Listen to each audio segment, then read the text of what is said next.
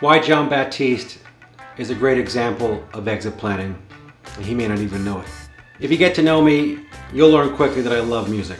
My interests are wide, and it's pretty rare that there isn't something playing in the background or in my headset when I'm writing or washing dishes or hitting the pause button to answer a client phone call. I first saw John Batiste back in 2015 or 2016 when he was on the Colbert Show, and this was before he became the band leader for The Late Show with Stephen Colbert.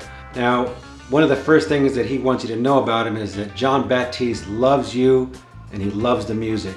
And as he interacted with Stephen Colbert, I said, man, this dude has the spirit in him. He was just so full of supernatural life. And I was drawn to this. I saw a man who was so obviously complete, and he loved what he was doing, and it seemed like he loved the relationship that he had with his father here on earth as well as his spiritual father. And he offers what he calls love riots, which are referring to those street parades that you might see in New Orleans.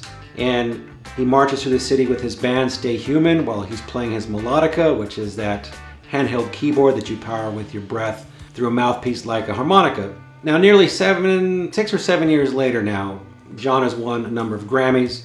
He's released albums. He's played countless nights on late night. And most recently, he will make his acting debut on a musical adaptation of The Color Purple.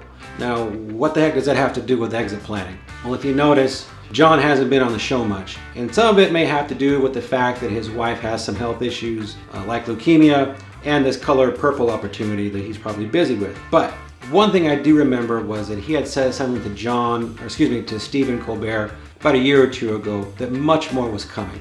And he had this vision beyond The Late Show.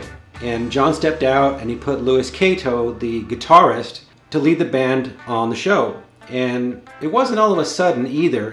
If you notice, The Late Show introduced Louis a few months earlier without really mentioning anything about that John will be leaving or that Louis would be taking this more prominent role. It was more of a special guest this very accomplished guitarist who has Grammys, and he's releasing a new album in the winter. He's played with Mariah Carey and John Legend and Q-Tip and Beyonce.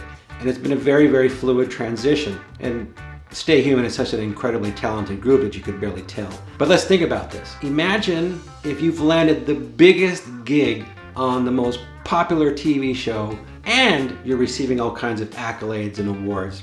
It would be easy to let your ego get in the way and somehow say, only I could make this happen. Sound familiar? You started a business from scratch. You were in your garage or your shed and wherever you were, and now you're making this very comfortable living, and you've exceeded all your expectations. Or maybe you've plateaued, and because you don't want to talk about succession planning or invest in the people who work with you because you haven't standardized anything, there's things to be concerned about. This is exit planning.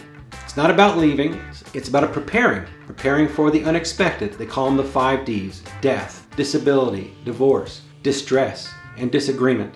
And if you don't think these things can happen to you, look at what the pandemic did to so many industries and now the inflationary environment that we live in now. Click on the link or the QR code and set up a time to start your exit planning journey. The triggering event is one of the most powerful things you can do to start the journey to ensure that you meet your personal, business, and financial goals.